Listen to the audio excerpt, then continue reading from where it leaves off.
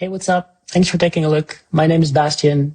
I am the creator of Space, and I want to give you this quick demo to show you what this app is about, what makes it different from existing productivity apps, and I hope you like it.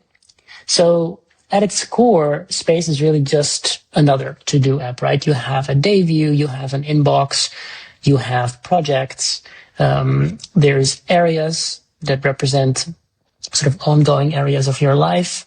So kind of projects without an end. You could see that.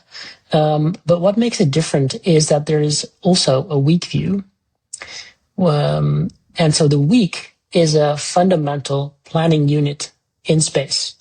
And my idea there is that for a lot of people, a week is a very natural unit of time to think about when planning work. So you might say, I want to do something this week, but I don't know exactly what day yet.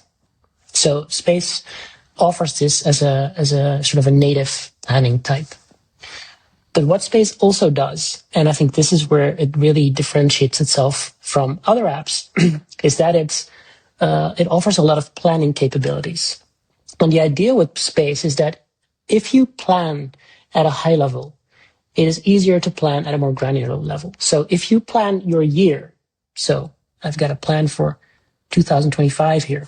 If you plan your year, then it's relatively easy to plan your quarter, which is your big goals, but then a little bit more concrete, clear milestones, something that you can achieve in the space of a quarter. So the year is where you set broad goals, and then the quarter is where you get specific. And once you have that quarter planned, then it's easy to define, what do I want to do this week towards, what I've defined as a goal for this quarter, but also, of course, what is happening around me and what I need to take into account that is more ad hoc. And then if you've planned your week, it's simple to plan your day, right? Because if you know what you need to get done in a week, you can limit your concern to the scope of that week and think about, okay, what am I going to do today? So Space helps you with this. As I said, it starts with quarterly planning. And this is a guided process. So I can show you, this is a plan that I've already made, but I can go into the planning mode and show you what that looks like. So it starts with a review of the previous quarter, in this case, so Q2. And it invites me to reflect on how that quarter went. I can see what I got done, what I didn't do. And I can reflect on how that went for me. Then the next step is to set an intention for the upcoming quarter. Of course, with the experience of the previous quarter in mind.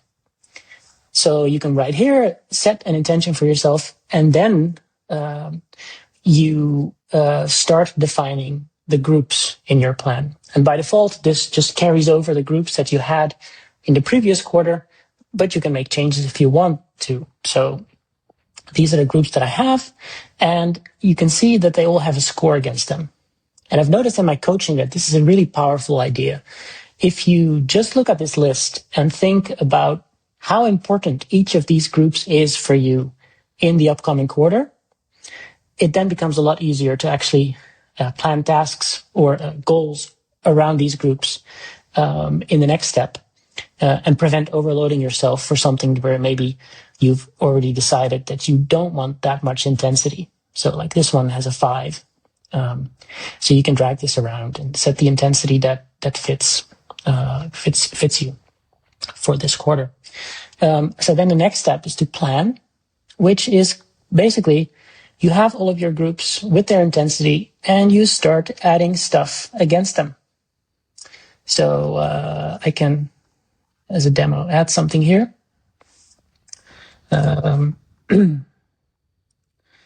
Demo space to 10 people. Something I want to do this quarter. And that's part of professional. So I'll put that right there. Now, in order to produce this plan for your quarter, it might be very helpful to see your yearly plan. So you can pull that up and have it side by side. You can also hide it to not distract you if that's something that you prefer. You can also pull up your previous quarter, obviously. And then the last step is really just a step to finalize. Take another last look at your plan. Are you happy with it? If yes, then you click done.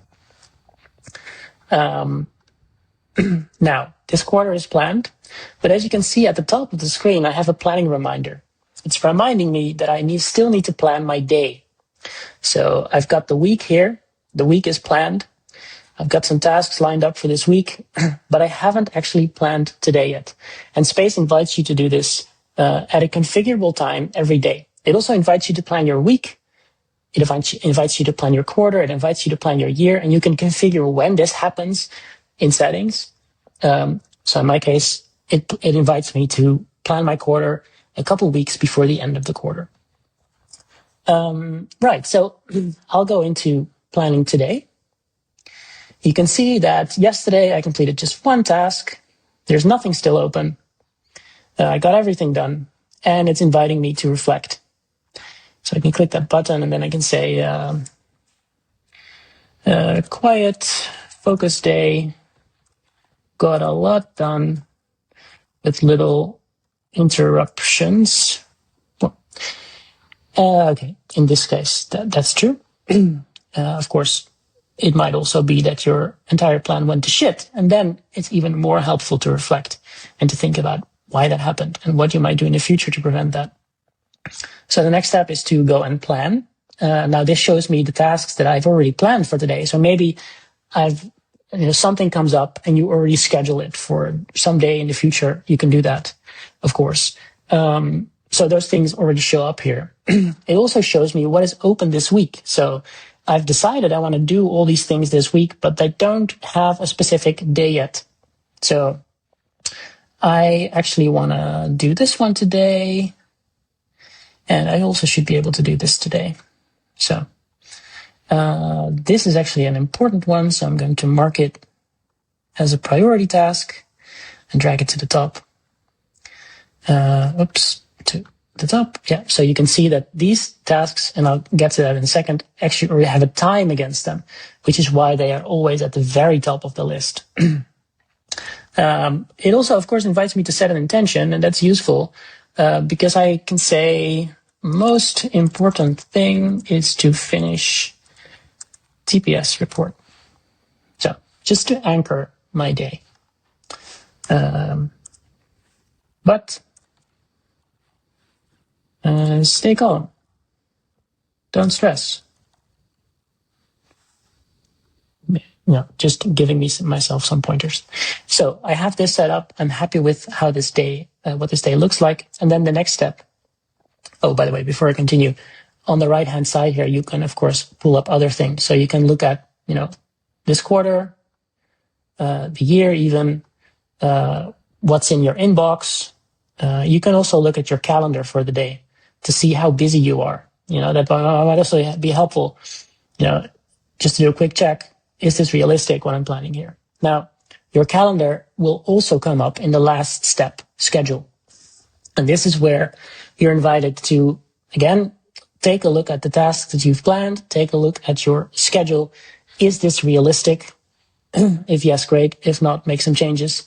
But what you can also do is drag tasks onto your calendar to block time for them. And I've already done this in the past, apparently, for this one. So this is actually a task on my calendar. It syncs to my Google Calendar. So other people also see this, or they see a busy block. They don't see the title of the task, but it prevents them from planning meetings at that moment. Now, I also want to file the TPS report at the end of the day. I don't need a lot of time for that, so just drag it in here. Done. Now it syncs to my calendar.